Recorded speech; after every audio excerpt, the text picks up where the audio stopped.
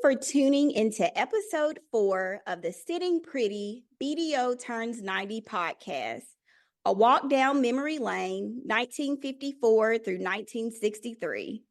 I'm your host, Dr. Farrell Franklin, a member of Alpha Kappa Alpha Sorority Incorporated, Beta Delta Omega chapter. My AKA journey began in 2007 at Gamma Omicron Tougaloo College, and 2 years later, I served as chapter president. I received a Bachelor of Science in Biology and later the Doctor of Optometry from Southern College of Optometry. Today's conversation is with Dr. Evelyn Leggett, a 1977 initiate of BDO. She holds life membership with the sorority. Dr. Leggett obtained a BA in English from Russ College, Master's in Reading Education from USM, and PhD in Curriculum and Instruction in Reading from Southern Illinois University, Carbondale. Dr. Leggett served as the Dean of Undergraduate Studies, establishing both University College and the W.E.B. Du Bois Honor College, as well as serving as Jackson State's Chief Academic Officer as the Provost, Senior Vice President for Academic Affairs. Good afternoon, Dr. Leggett, and welcome to our podcast. This is the 4th interview of the series. Although there are many achievements for this chapter, this interview will highlight some of the most significant ones during this era. Hello, Farrah. Thank you for inviting me to speak to your listeners. Please share how the chapter navigated the turbulent time during the late 50s through 60s. Well, Emma D. Jenkins became the 11th president in 1953-1954. She was a charter member of Gamma Rho in 1949. And this year would be her 75th anniversary. She was a brilliant mathematician during a period where there were few African Americans in the field of STEM. Sadly, not much is known about her administration, but we do know that she led the chapter during its signature fundraising event, Fashionetta. Lois Tolles, the acclaimed classical pianist, music educator, international fashion model, and most importantly, a member of AKA as a special guest. To have Tolles in the production was a special highlight for the chapter. Indeed. So after Mrs. Jenkins' administration, Ruby Stutz Lyles became the next president. I hear she was brilliant as well. Poets.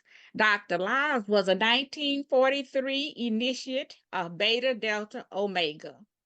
She earned a second bachelor's from Hampton University and master's in 1942 from the University of Chicago, both in library science.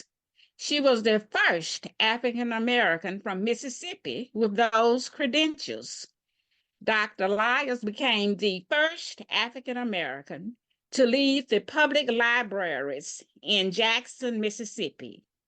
So when you ask how we navigated the turbulence of the period, we did it through our work. As a Republican, she attended President Eisenhower's inauguration in 1953. At her death, the Mississippi State Legislature honored her from the floor. Awesome. I know so many people went to President Obama's inauguration in 2008, but for a Black woman to be invited in 1955, to know that the president of Beta Delta Omega was invited to a national event, I can only imagine the applause after that announcement at chapter meeting. Please share some details about the 13th president, Melita Ann Woodard. She's another interesting one. Mrs. Woodard served as president from 1956 to 1959. We don't have a great deal of information on her, but we do know that she was initiated into Tau chapter at Indiana University. She was the executive assistant for the president of Jackson State. I dare say she was chief of staff without the title. We must give credit to Mrs. Woodard and Mrs. Dorothy Gordon Gray. They petitioned the national office of AKA to obtain charters for both Gamma Omicron and Gamma Rho at Tougaloo College and Jackson State University, respectively. Mrs. Woodard developed the chapter's official handbook and focused on growing membership of the chapter by reclaiming inactive members and even opened the chapter's first savings account. Under her leadership, the chapter adopted several elementary schools to provide meals for students. She recognized that good nutrition was important for students. You know, I'm glad that we are focusing on childhood nutrition through our Childhood Hunger Initiative Power Pack or CHIP program. Yes, just as it was important and necessary in 1950s Mississippi, it's important in 2024. I am proud that we have continued the work, but it still saddens me that the need is still there.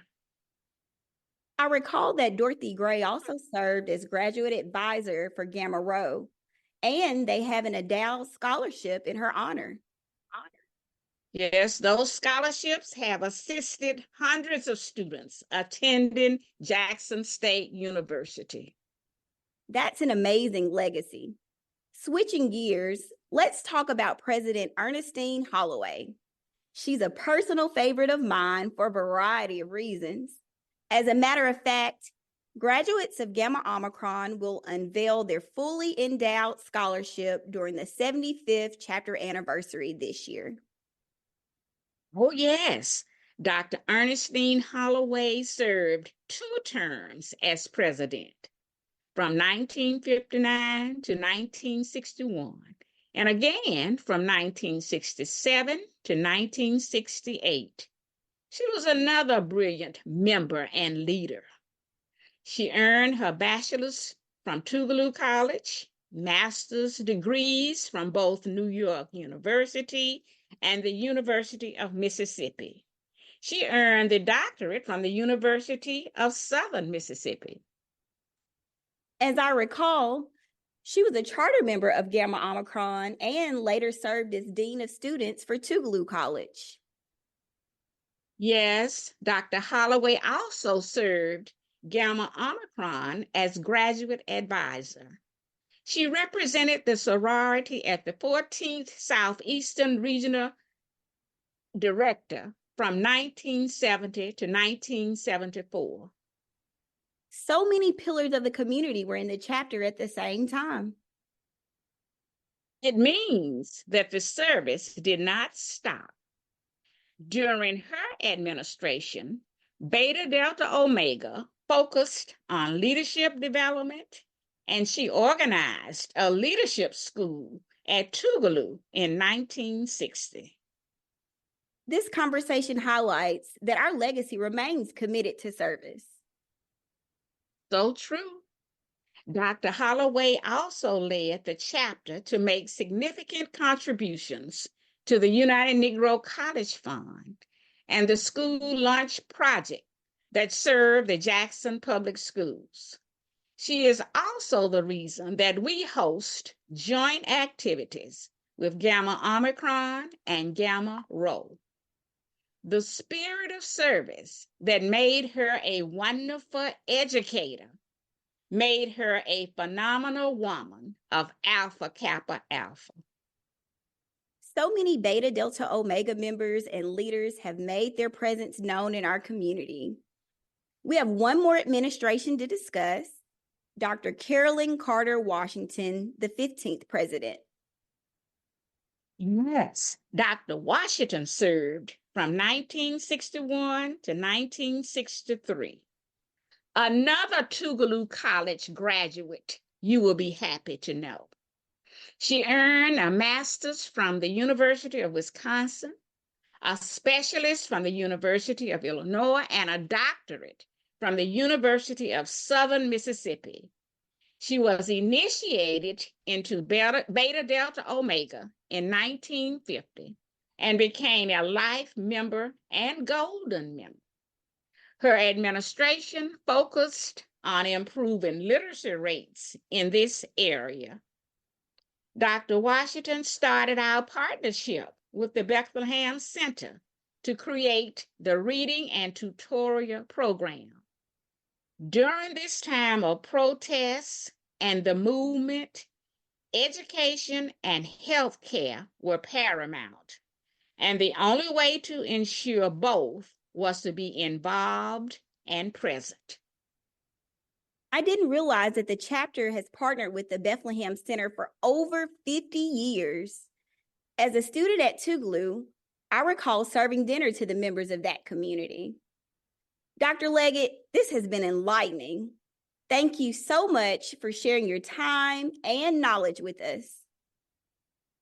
Thank you again, Farah. I have enjoyed myself as well. This concludes episode 4 with Dr. Evelyn Leggett. We invite you to continue to listen as we celebrate 90 years of Beta Delta Omega. Please subscribe and tune into our next episode. Until next time, Dr. Farrell Franklin signing off.